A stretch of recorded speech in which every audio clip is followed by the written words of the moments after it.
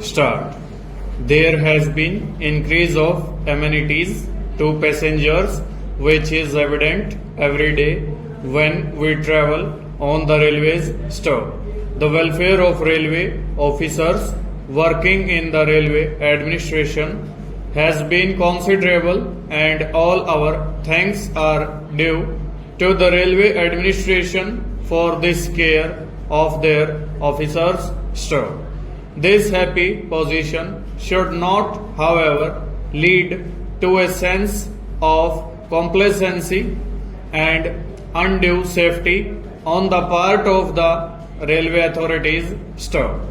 The railway minister has already many problems which have defied solution up to date, and he has to work hard and long for solving them still.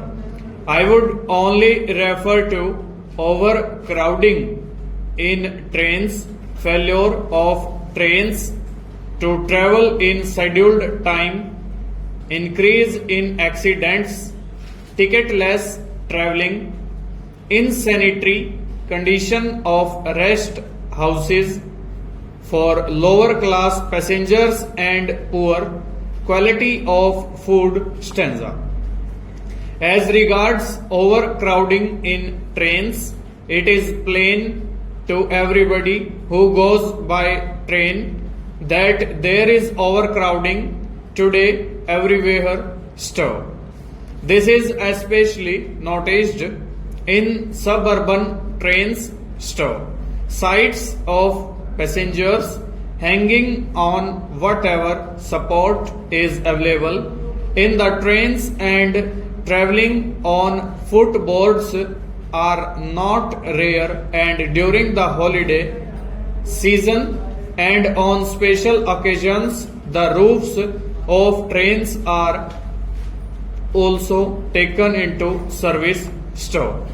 I know that some passengers take to these dangerous modes of traveling to avoid payment, but it can be safely said that these would disappear if there was no overcrowding stop. I referred to amenities to passengers provided by the railway administration, but they do lose their value when we see the travelers being huddled together in conditions which are more fit for animals than human beings stop.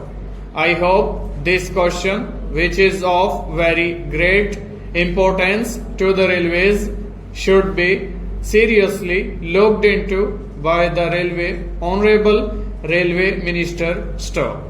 The failure of trains in reaching at the scheduled time is a matter which has been more than once before the House and elsewhere, and when the railway minister tried to explain the situation, there were peals of laughter which showed that the minister had not satisfied us still.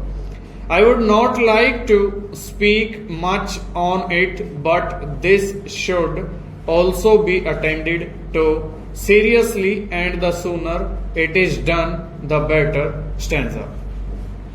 The railway accidents have increased, which is most unfortunate stop.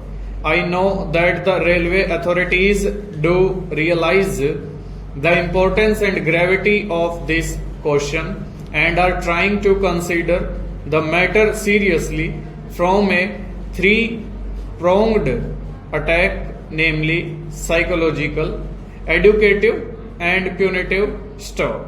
If punitive measures are required, I feel that such measures should be taken severely and effectively stop.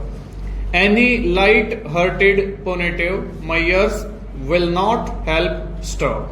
At the same time, I feel that something is lacking in the railway